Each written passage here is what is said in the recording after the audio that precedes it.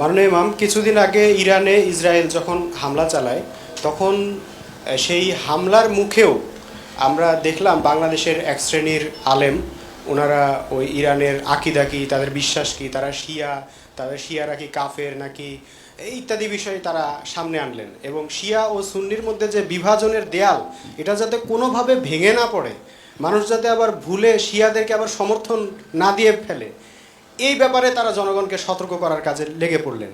তো আমার প্রশ্নটা হচ্ছে, এত বড় একটা হামলার মুখে, আক্রমণের মুখে, যেখানে পুরো মুসলিম ওয়ার্ল্ড আজকে আক্রান্ত, সেই পরিস্থিতিতেও যদি শিয়া সুন্নি ঐক্যবদ্ধ হইতে না পারে, তাহলে আসলে শিয়া সুন্নি ঐক্যবদ্ধ কোনো দিন আদৌ হতে পারবে কিনা, এবং ঐক্যবদ্ধ হওয়ার কোনো সুস্পষ্ট কোনো ফর্মুলা আপনার কাছে আছে কিনা? দেখেন, এই যে কথাটা বললেন এটা অত্যন্ত কষ্টদায়ক, খুবই মর্মান্তিক, হৃদয় বিদারক। আজকে যে বক্তব্য দিচ্ছি, প্রশ্নের উত্তর দিচ্ছি, আজকে হলো মহরমের এই আশুরের দিন। আজকে প্রত্যেকটা, এখন তো সোশ্যাল মিডিয়া একেবারে তাজা খবর। আমরা দেখলাম যে 2.5 কোটি শিয়া একত্রিত হয়েছে, 2.5 কোটি একটা জায়গায় যাচ্ছে। হাই হোসেন মাতম করতেছে, হাই হাসান, হাই হোসেন, 2.5 কোটি। অথচ কয়েকদিন আগে যখন আমেরিকার বোমারু বিমান যখন হামলা করলো, পুরো তেহরান খালি হয়ে গেছে, পালাচ্ছে। একেবারে ইসলামের যুদ্ধনীতির ঠিক বিপরীত। আল্লাহ বলছেন পালাবে না, পালালে আল্লাহর গজব পড়বে। তো এখন ঘটনা হচ্ছে দুর্ভাগ্যজনক। এখানে আল্লাহ রসুল যেই ইসলামটা দিয়ে গেলেন, আল্লাহ রসুল যেই টার্গেট দিয়ে গেলেন, যে লক্ষ্য ঠিক করে গেলেন, সেই লক্ষ্য, সেই টার্গেট, সেই আকীদা শিয়ারাও হারিয়েছে, সুন্নিরাও হারিয়েছে। সেই মোমেনের সংজ্ঞা ওদেরও নাই, এদেরও নাই। এখন যা চলছে, হাই হাসান মাতম করা, এটা আল্লাহ রসুল শিক্ষা দিয়ে যাননি। মাতম করা কোনো জীবন্ত জাতির কাজ হতে পারে না। এটা হলো ইমামুজ্জামান যেটা বলেছেন। এখন আপনার প্রশ্নের উত্তর হলো, এই ভয়াবহ হামলার মুখেও তারা শিয়া সুন্নির এই বিভেদ বলতে পারল না।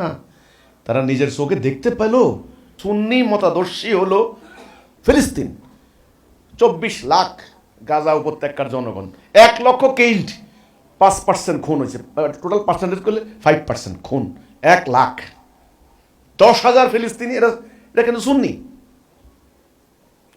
মানে প্যালেস্টাইনের। এরা এমনভাবে মানে চাপা পড়েছে, এদের উদ্ধার করার কোনো উপায় নাই। একেবারে লাশের গন্ধে যাওয়ার মতো। 100% বাড়িঘর শেষ, শিক্ষা প্রতিষ্ঠান শেষ। এবার আজকের পত্রিকার রিপোর্ট, 750 মানুষ ত্রাণ শিবিরে ত্রাণের জন্য গিয়েছিল, সেখানে তাদেরকে গুলি করে হত্যা করেছে। প্রতিদিন 70-80 জন করে মেরেছে। তো শিয়ারা কি করেছে? হ্যাঁ, শিয়ারাদের ওই যে হিজবুল্লাহ গেরিলা, ওরা ওই যে ওখান থেকে 2-1টা শু করে মিসাইল মেরেছে। এগুলো কি হয়েছে আল্লাহ জানে। এরা কিন্তু সৌদি আরব নীরব, সুন্নি। মিশর সুন্নি, নীরব। জর্ডান সুন্নি, নীরব। লেবানন সুন্নি, নীরব। এগুলো সব রাষ্ট্র না? ইরাক সুন্নি, নীরব। সিরিয়ার এখন যারা এই যে হায়াত তাহরির বলে, এরা তো একেবারে চরম সুন্নি, গরম সুন্নি আছে, কিন্তু আমাদের এই হবিগঞ্জে আছে গরম সুন্নি। এত গরম সুন্নি, চরম সুন্নি। এরা বলে কি আমরা ইসরায়েলের সঙ্গে কাজ করব।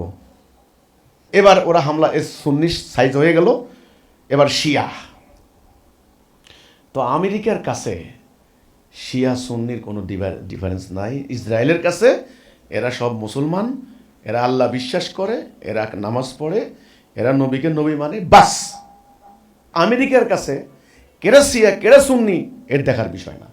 আমেরিকা বা ইসলামের যারা প্রতিপক্ষ আজকে, ওয়েস্টার্ন সিভিলাইজেশন বলেন, তারা আজকে মনে করেন এদের তেল সম্পদ দরকার, লুট করবে, এদের গোলাম বানানো দরকার, গোলাম বানাবে।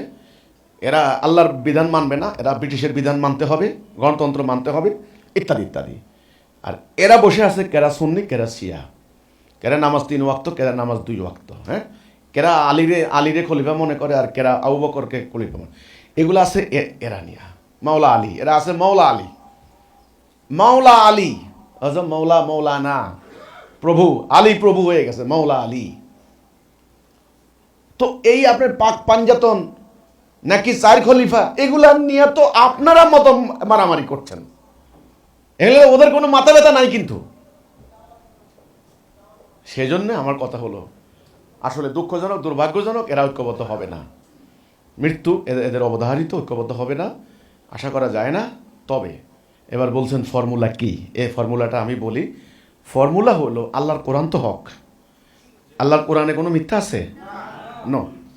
আল্লাহ সৃষ্টির শুরুতেই ইবলিস যখন চ্যালেঞ্জ দিয়েছিল যে তোমার অধিকাংশ বান্দাকে আমি নিয়ে যাব, আল্লাহ বলছেন আমার মোখলেস বান্দাদের উপর তোর কোনো কর্তৃত্ব থাকবে না। তাইলে মোখলেস একদল বান্দা থাকবে। আল্লাহ বলছেন মানুষ দুই প্রকার, মোমেন আর কাফের। রাস্তাও দুইটা, হেদায়া দলালা। ক্লিয়ার?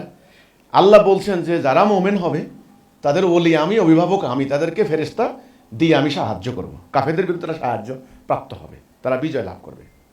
তো ফর্মুলা হলো, ঠিক আজকের মতো অবস্থা, মক্কার এই গোত্রে গোত্রে মারামারি, হানাহানি, ওরাও কিন্তু আল্লাহ বিশ্বাস করত, ওই বিভিন্ন গোত্রে খুনাখুনি করত। বাট ইব্রাহিম আলাইহিস সালাম তাদের নবী, তারা দিনে হানিফের অনুসারী, এ তারা বিশ্বাস করত। কিন্তু আল্লাহ রসুল এসে এই ঐক্য করার একটা ফর্মুলা থ্রো করলেন আল্লাহর হুকুমে। তোমরা বলো লা ইলাহা ইল্লাল্লাহ। আল্লাহর হুকুম বিধান ছাড়া কারো হুকুম বিধান মানি না। হৃদয়ে, মস্তিষ্কে, মনে, চিন্তায়, আত্মায়, নিয়তে, খালেজভাবে শুধু একমাত্র আল্লাহকে ইলাহ হিসেবে মেনে নিবে, শিয়াও না সুন্নিও না। এই ডাকে যারা ঐক্যবদ্ধ হয়ে যাবে তারা হবে মোমেন। তারা শিয়াও হতে পারে, সুন্নি হতে পারে, আহলে হাদিস, খারিজি, রাফিজি, বাহাই, মুতাজিলা, কাদিয়ানি, শাফি, হাম্বলি, যে কেউ হতে পারে। এরা আইসা আল্লাহর মনোনীত একজন ইমামের নেতৃত্বে তাওহীদের পতাকা তলে ঐক্যবদ্ধ হয়ে যাবে। এরা হলো মোমেন। এই মোমেন ঐক্যবদ্ধ হবে, কারণ ইবলিস ওদেরকে নিতে পারবে না। আর এই সবটি একদল হবে কাফের। এই ফর্মুলা একটা, আর কোনো ফর্মুলা নাই। তাওহীদের বাণী, তাওহীদের এই আহ্বান দিতে হবে, তাওহীদের এই ডাকে মোমেনের হৃদয়ে ইমানের ঝংকার উঠবে। মোমেন ঐক্যবদ্ধ হয়ে যাবে, কোনো কথা নাই। মোমেন ভাই ভাই হয়ে যাবে। আল্লাহ রসুল যে জিহাদ করেছেন সেই জিহাদ করবে। একজন নেতাকে নেতা মেনে নিয়ে সেই কর্মসূচি সামনে রেখে তারা দুনিয়ার বুকে বেরিয়ে পড়বে। এই হলো ফর্মুলা, আর কোনো ফর্মুলা নাই। তো আল্লাহর সাহায্য এদের জন্য আসবে। তাহলে ঐক্যবদ্ধ করার ফর্মুলা কি? তাওহীদ, লা ইলাহা ইল্লাল্লাহ মুহাম্মাদুর রাসূলুল্লাহ, এবং কর্মসূচি আল্লাহর দেওয়া কর্মসূচি, আকীদা আল্লাহ রাসূল যে আকীদা থ্রো করছেন সেই আকীদা। এই হলো ফর্মুলা, আর কোনো ফর্মুলা নাই। এই শিয়া সুন্নি বিভাজন দূর করার সাধ্য আমার নাই, আর কারো আছে কিনা আমি জানি না। ওরা সবাই সিরাতুল মুস্তাকিম থেকে লক্ষ মাইল দূরে সরে গেছে।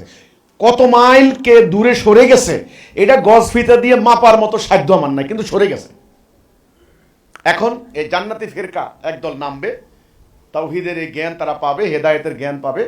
তারা এদেরকে বলবে, এই শিয়া, এই সুন্নি, এই শাফি, এই হাম্বলি, আসো তোমরা তাওহীদে আসো, আসো তওবা করে সেই যেই জেহাদ শুরু করেছেন আল্লাহ রসুল, আবার চলো আমরা সেই জেহাদ করি।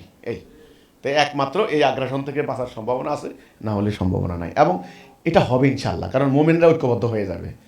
ইমান, তাওহীদের এই ডাক, এটা মারাত্মক। কিন্তু এটা মোমেনের হৃদয়ে ঝংকার উঠবে। কিন্তু মোমেন পাগল পাড়া হয়ে কিন্তু ছুটে আসবে। মানুষ দুই প্রকার, সৃষ্টিতে বলা হয়েছে, মোমেন আর কাফের। এবং জান্নাতি ফেরকা ওরা কিন্তু ছড়াই ছিটে আছে বিভিন্ন জায়গায়। যেই না আপনাদের ডাক পাবে ওরা একত্রিত হয়ে যাবে, ওদেরকে আর কেউ ঠেকাতে পারবে না।